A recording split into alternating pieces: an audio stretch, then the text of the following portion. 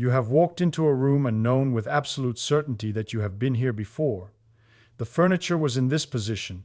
The light was falling at this angle. The words someone was saying were the words you already knew they would say. The experience lasted 10 seconds, maybe 30, and then it dissolved, leaving behind a feeling so specific and so strange that you remember it years later, even though you cannot explain what happened. 97% of the population reports experiencing this at least once. The sensation has a name, déjà vu, French for already seen, but the name describes the experience without explaining it. The explanation requires a piece of architecture your brain normally hides from you. The leading model, supported by the surgical evidence that follows, holds that you process every moment of your life through two parallel pathways running at different speeds, and the brain aligns them so precisely that you never notice the gap. Déjà vu is what happens when the synchronization fails, when you catch the gap, and the present moment arrives at your consciousness twice. Your visual system does not process the world through a single pipeline. It runs at least two parallel pathways that serve different functions at different speeds. Rapid route carries visual information from your eyes through deep brain structures that bypass the detailed visual processing centers entirely. This pathway processes coarse features rapidly. Is it a face? Is it familiar? Is it dangerous? And delivers a preliminary assessment within roughly 100 milliseconds. The assessment is approximate, lacking fine detail, but it arrives before your conscious experience of the scene has even begun. Detailed route carries visual information through the detailed processing centers, the regions that analyze shape, color, texture, spatial relationships, object identity. This pathway produces the rich, conscious visual experience you call seeing. It takes 150 to 250 milliseconds, 50 to 100 milliseconds longer than the fast pathway. Normally, the brain holds the fast pathway's output in a buffer and releases it alongside the slow pathway's output so that both arrive at conscious awareness simultaneously. You perceive one unified scene, a single present moment, containing both the rapid threat assessment and the detailed conscious experience. The synchronization is handled by timing circuits in the front of your brain that bind the two signals together, releasing them in lockstep. The binding is so precise that you have never, in your entire life, consciously experienced the two pathways as separate events, except when you have. And you called it déjà vu. Experience occurs when the alignment between the two pathways slips, typically by a fraction of a heartbeat. The fast pathway's output reaches conscious awareness before the detailed processing catches up. Your brain processes the scene in sequence rather than simultaneously. First, a vague, preconscious recognition, the fast pathway's coarse assessment arriving as a feeling of familiarity. Then, 20 milliseconds later, the detailed conscious experience, the slow pathway delivering the full scene. Problem is the temporal tagging. Your brain labels experiences as past or present, using the detailed route's arrival as the reference point for now. Anything that arrived before now gets labeled as a prior experience. The rapid assessment arrived before now. It gets labeled as a memory. You are standing in a room, seeing it for the first time, and your brain has tagged its own recent processing as a memory of having been in this room before.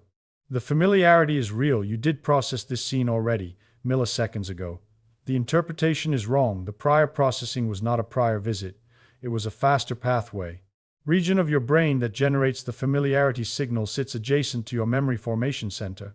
Its job is to answer one question continuously, below your awareness. Have I encountered this before? During normal processing, the familiarity signal is calibrated by the memory center, which provides the specific context of when and where you encountered it. When the familiarity region fires, but the memory center cannot locate a matching experience, the result is familiarity without recognition. You feel certain you have been here before. You cannot identify when or where. That is the precise experience of déjà vu, overwhelming familiarity with no retrievable source. During the 20 millisecond gap, the familiarity region is responding to the rapid route's prior processing and interpreting it as evidence of a previous encounter. The region is recognizing its own recent output and misreading the source. The brain is remembering its own processing, not a past event from 20 milliseconds ago, and classifying that processing as a distant memory. The strongest evidence That déjà vu is generated by a specific brain structure and does not require an actual prior experience to produce. The familiarity comes from epilepsy patients and from the operating room. People with temporal lobe epilepsy experience chronic, intense déjà vu, frequent, prolonged, and accompanied by the full conviction that the present moment has been lived before in precise detail. Electrical recordings during these episodes show abnormal activity concentrated in the familiarity region and the surrounding temporal lobe structures. The déjà vu tracks the abnormal electrical discharge. When the discharge stops, the déjà vu stops. During neurosurgery, when the brain is exposed and the patient is awake, direct electrical stimulation of the familiarity region reliably produces the déjà vu experience. The patient reports that the operating room suddenly feels as though they have been there before, that the conversation has already happened, that the moment is repeating. Stimulation on, déjà vu on. Stimulation off, déjà vu off. The finding was published by Bancourt and colleagues and has been replicated across multiple surgical centers. Artificial déjà vu proves that the experience requires no actual prior event. The familiarity circuit can generate the sensation of having lived a moment before through direct activation alone, no matching memory, no prior visit, no real repetition. The feeling of repetition is manufactured by a specific neural structure that can be switched on with an electrode. The feeling is real, the repetition is not. That proof, the electrode turning déjà vu on and off independent of any prior experience, is the moment the feeling stopped being evidence of anything that had actually happened before for me. Déjà vu peaks in frequency between the ages of 15 and 25, then declines as Brown's comprehensive review of the literature documented. The pattern is counterintuitive. You might expect more déjà vu as you accumulate more memories to generate false matches. The dual processing theory explains it through brain maturation rather than memory accumulation. Timing circuits in the front of your brain that synchronize the fast and slow pathways are among the last brain structures to fully mature. The insulating coating on the nerve fibers in these circuits, the myelin that determines signal transmission speed, is still being laid down through adolescence and into the early 20s. While the circuits are still calibrating, synchronization failures are more frequent. The fast and slow pathways arrive at consciousness out of alignment more often because the binding mechanism has not yet reached its adult precision. By the mid-20s, the timing circuits are fully myelinated and calibrated. Synchronization becomes more reliable. The 20-millisecond gap opens less often. Déjà vu frequency drops. Pattern maps onto the maturation curve of the frontal timing circuits, the structures that determine whether the two pathways arrive together or apart. If you are over 45 and have noticed that déjà vu has become less frequent than it was in your 20s, the mechanism is here, the timing circuits matured, the synchronization tightened, and the gap that produces the experience opens less often. The experience did not become less available. The error that produces it became less frequent. Your brain got better at hiding the dual processing. If you are over 65 and have noticed déjà vu returning occasional episodes after years of rarity, the mechanism may be age-related changes in the temporal lobe or in the frontal timing circuits. The insulation on the timing circuit fibers degrades with age. The synchronization precision decreases. The gap can reopen. The return of déjà vu in older age is not a sign of cognitive decline in isolation. It is a timing degradation in the binding circuits that is consistent with normal aging. Frequent, prolonged episodes accompanied by confusion or other symptoms warrant evaluation because temporal lobe epilepsy incidence increases with age. Déjà vu almost never occurs during extraordinary, novel, or dramatic events. It occurs during mundane scenes, sitting in a cafe, walking down a hallway, hearing a fragment of conversation, turning a corner into a view you could not have predicted. The specificity of this pattern reveals something about how much processing effort the brain allocates to different experiences. Novel or dramatic scenes activate strong attention and arousal responses that enhance the temporal alignment between the two pathways. The brain works harder to process important events in tight temporal alignment. The binding circuits engage at full capacity, and the fast and slow pathways are held in precise lockstep. Mundane scenes receive less attentional enhancement. The timing circuits run at minimum effort. The probability of a 20-millisecond gap opening between the two pathways increases. Experience arrives during the moments the brain is on autopilot, the moments when the timing circuits are coasting, and a small gap can open between pathways that are normally locked together. Extraordinary feels novel because it is processed with maximum temporal precision. The mundane feels remembered because it is processed with minimum temporal precision. The content that triggers déjà vu is not special. The processing effort allocated to it is low. The low effort permits the timing error. You cannot trigger déjà vu voluntarily, and the reason reveals something about the relationship between attention and temporal binding. Attempting to produce déjà vu requires concentrated attention on the present moment. Concentrated attention enhances the temporal binding that prevents déjà vu. The act of trying to produce the experience prevents the conditions that allow it. Déjà vu requires the absence of the attention that trying to have it demands. This is why the experience arrives uninvited and disappears when examined attention tightens the binding, closing the gap that the experience requires. Model predicts that anything degrading the binding circuits would increase déjà vu frequency, and clinical reports are consistent with the prediction.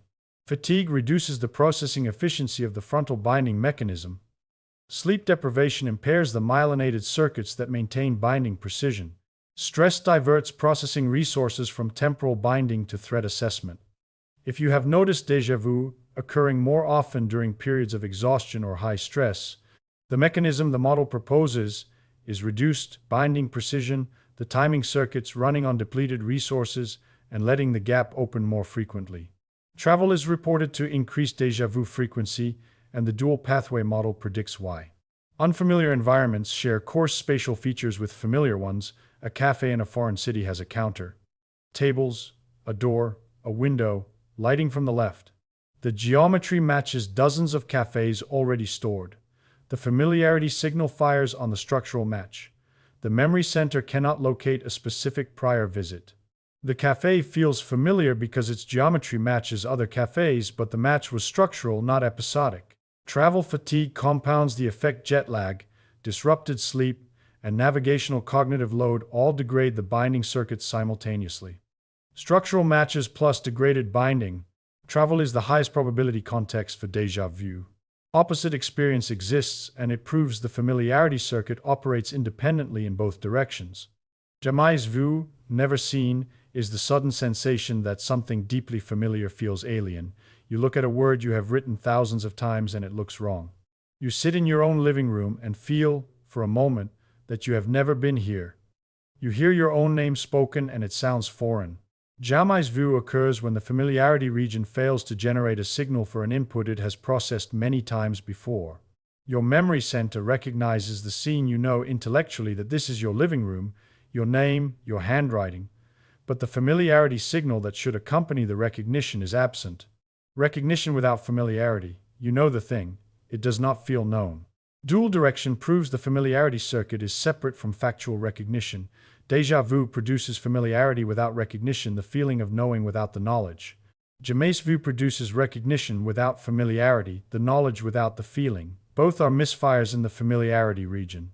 Both prove the feeling of familiarity is manufactured by a specific circuit that can be present when it should not be, or absent when it should be. You can induce jamais vu deliberately. Write any common word, door, the hand 20 times in succession while looking at each repetition. By the 15th repetition, many people report the word begins to look wrong, unfamiliar, alien. The familiarity circuit fatigues from repeated activation and stops generating its signal. The word has not changed. The circuit that tells you it looks normal has exhausted itself. There is a more intense variant that some people experience, and the intensity reveals how far the familiarity circuit can extend beyond recognition. Déjà vécu, already lived, is the experience of not just recognizing the present moment, but feeling that you know what will happen next. The conversation will turn to a specific topic. Someone across from you will say a specific word. You will look to the right and see a specific object. The prediction feels like memory. You are remembering what comes next, because the fast pathway's output has been classified as a complete prior episode rather than a momentary flash. Déjà vécu predictions almost never prove accurate. The feeling of knowing what comes next does not correspond to actual predictive ability. The familiarity circuit extends its misclassification from I have been here before, to I know what happens next in this episode I have already lived. The extension is confabulation, the brain filling in a narrative to match the familiarity signal rather than the signal matching a real narrative. Certain medications increase déjà vu frequency, and the specific medications reveal which chemical systems modulate the timing circuits. Medications that increase serotonin levels, particularly the class of antidepressants that block serotonin reuptake, are associated with increased déjà vu in some patients. Serotonin modulates timing precision throughout the temporal lobe. Altering serotonin levels may shift the calibration of the binding mechanism, making the two pathways more likely to arrive at consciousness out of sequence. If you started an antidepressant and noticed déjà vu becoming more frequent, the association has been documented in case reports. The medication did not create false memories. It shifted a timing parameter in the circuits that determine whether the pathways arrive together or apart. Social dimension of déjà vu reveals something about the privacy of temporal binding. You cannot share the experience in real time. When déjà vu arrives, you cannot turn to someone beside you and verify whether they are also experiencing the moment as a repetition, because their binding circuits operate independently of yours. The timing error is local to your brain. Two people processing one scene through one dual pathway architecture will experience the binding failure independently or not at all. This is why déjà vu carries its particular quality of isolation. You are certain the moment has happened before, you are the only one who perceives it, and you cannot produce evidence because the evidence existed for 20 milliseconds inside your own temporal binding and then vanished when the alignment recovered. Children experience déjà vu differently from adults, and the difference reveals something about how the developing brain processes the mismatch. A child experiencing déjà vu for the first time has no framework for the sensation. The overwhelming familiarity without a source produces confusion that an adult has learned to label and dismiss. Children often report déjà vu as frightening. The certainty that the moment has happened before, combined with the inability to explain how, produces a feeling that reality has broken. Some children interpret the experience as evidence of a prior life, a prophetic dream, or a supernatural event, the brain reaching for an explanation that matches the intensity of the signal. Adults who have experienced dozens of episodes have learned that the feeling passes, that the familiarity was false, that reality did not actually repeat. The adult tolerance for déjà vu is learned. The first experiences are not calm curiosities. They are disorienting encounters with a failure mode the child has no name for. The name, when it arrives usually from a parent or a book, provides the framework that converts the frightening into the curious. By adulthood, the label has domesticated the experience. The sensation remains. The alarm does not. Dreams present a related puzzle. Many people report that déjà vu feels like remembering a dream. The dreamlike quality arises from the resolution of the rapid root's output coarse, approximate, spatially structured but without sharp edges or clear object boundaries. The rapid processing matches the resolution at which dreams encode spatial information. When the output reaches consciousness, tagged as a memory, the brain pattern matches it to dream memories because the fidelity is similar. You are interpreting the rapid root's coarse resolution as evidence that the source was a dream, but the source was the rapid root, not a dream. Smell triggers déjà vu through a different path than vision, and the difference explains why smell-triggered déjà vu is often more intense and more emotionally loaded. Your olfactory pathway is the only sensory pathway that bypasses the timing relay station coordinating the binding for other senses. Smell signals travel directly from the nasal receptors to the familiarity region and the emotional processing centers, without passing through the circuits that hold visual and auditory signals in alignment. Smell arrives at the familiarity region faster and with less temporal buffering than any other input. A scent can trigger a familiarity signal before the rest of the brain has begun to process what the scent is producing. Overwhelming, emotionally charged recognition with no identifiable source. The scent of a room, a perfume, a type of food can produce déjà vu so intense it carries emotional weight, nostalgia, longing, unease that visual déjà vu rarely produces. The intensity is the directness of the pathway, no timing buffer, no binding delay, the familiarity signal arriving raw and uncoordinated. Experience feels like it lasts longer than it does, and the distortion reveals something about how the binding failure affects time perception. Measured durations range from 10 to 30 seconds in most reports. But the subjective experience often feels like a minute or more.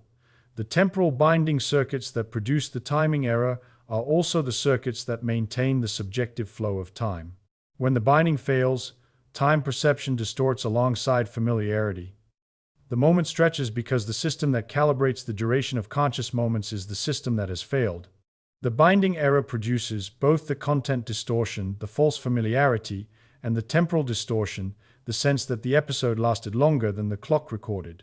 Some people experience chain episodes, multiple déjà vu moments in rapid succession over minutes or hours, each triggered by a different scene. Chain episodes are more common during sleep deprivation, illness, or high-stress conditions that degrade the binding circuits globally rather than producing a single momentary slip.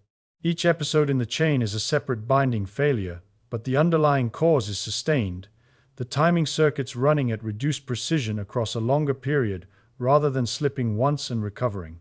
Chain episodes in the absence of sleep deprivation or stress, particularly if accompanied by a rising sense of dread, nausea, or an unusual taste or smell, warrant medical evaluation. These may represent temporal lobe seizure activity rather than binding circuit fatigue. Fatigue-driven chains resolve with rest. Seizure-driven chains may require neurological assessment. The distinction matters if you are over 45 because temporal lobe epilepsy incidence increases with age. Dual pathway architecture that produces déjà vu exists in all mammals. Dogs, cats, and primates all have fast and slow visual processing pathways, familiarity regions adjacent to their memory centers, and temporal binding mechanisms in their frontal structures. If déjà vu is a binding failure in a dual pathway system, any mammal with dual pathways and imperfect binding could experience it. The behavioral evidence is suggestive. Dogs occasionally pause and display confusion in familiar environments, but the subjective report is unavailable. The architecture predicts the possibility. Confirmation requires a report that no other species can provide. Music triggers déjà vu through structural matching, combined with emotional directness. Musical phrases share features across songs: a chord progression, a melodic contour, a rhythmic pattern encountered in dozens of previous listening experiences. The familiarity signal fires on the structural match. The specific song does not match any memory. You hear a piece of music for the first time and feel certain you have heard it before. Musical déjà vu is more common in people with extensive listening histories. More stored patterns means more structural matches. Language produces its own version. Someone says an ordinary sentence and it feels as though you have heard it before, spoken by this person, in this room, with this emphasis. The rapid root processes the prosodic contour of speech, the rhythm, the pitch pattern, the pacing before the semantic content arrives. Prosodic contours repeat across conversations far more than semantic content does.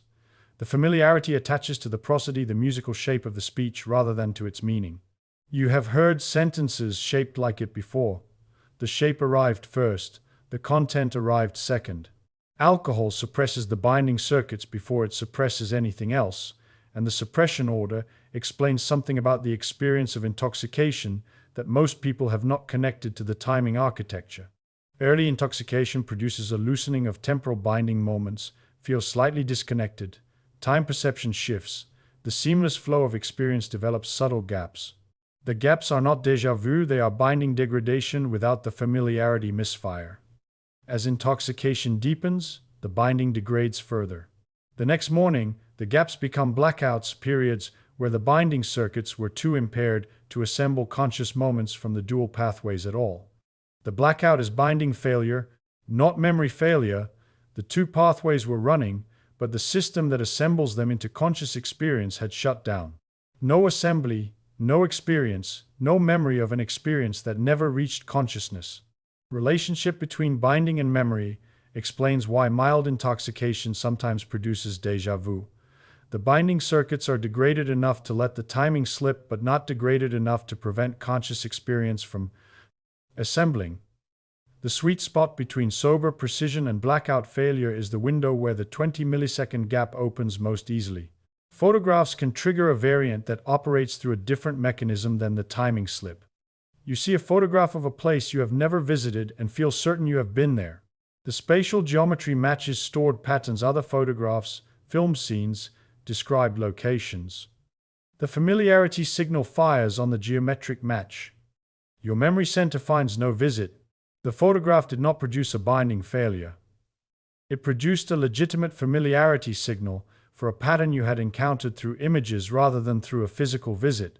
Well, what déjà vu reveals about the nature of conscious experience, because the 20-millisecond gap exposes something the seamless version hides. The present moment, the subjective now, is a construction, a synchronized, temporally aligned product of multiple processing pathways assembled into a single experience. When the assembly fails by 20 milliseconds, you perceive the present as the past. The seamlessness of normal experience depends on a timing mechanism so precise that an error of milliseconds produces a perceptual distortion vivid enough to be reported by almost the entire human population. Unconscious processing discussion described this architecture from the ratio perspective, the broadcast summary that 11 million bits of processing produces for the 50 bits of conscious experience. Déjà vu reveals the temporal dimension of the construction that the ratio discussion did not address. Consciousness is not only a summary, it is a timed summary. The timing must be precise to within milliseconds. When the timing slips, the summary arrives in pieces, and the pieces are misinterpreted as separate events, one a memory, one the present. Every moment you experience is seamlessly now. This sentence, this room, this second, is the output of a binding mechanism that held multiple processing pathways in alignment and released their outputs simultaneously. The seamlessness is the mechanism working. The déjà vu is the mechanism failing. And the failure, lasting 10 to 30 seconds roughly once or twice a year for most adults, is the only window you have into the temporal architecture of your own consciousness. The only moment when the construction process becomes visible from the inside. That window, 10 seconds of the binding mechanism slipping, the dual pathways arriving out of sequence, the present tagged as past by a timing system that normally operates below your awareness at millisecond precision, is the glitch that ended the feeling that my conscious present was arriving rather than being assembled. The next time déjà vu arrives, the sudden certainty that this moment has happened before, the recognition without a source, the eerie familiarity of a scene you have never visited. You are not experiencing a glitch in reality. You are experiencing a glitch in the assembly of reality. The scene is new. The processing is dual. The synchronization slipped. The rapid route delivered its output 20 milliseconds before the slow pathway caught up, and your brain classified its own recent processing as a distant memory. You lived the moment. You just lived it at the wrong speed. And for 10 seconds, the seam was visible.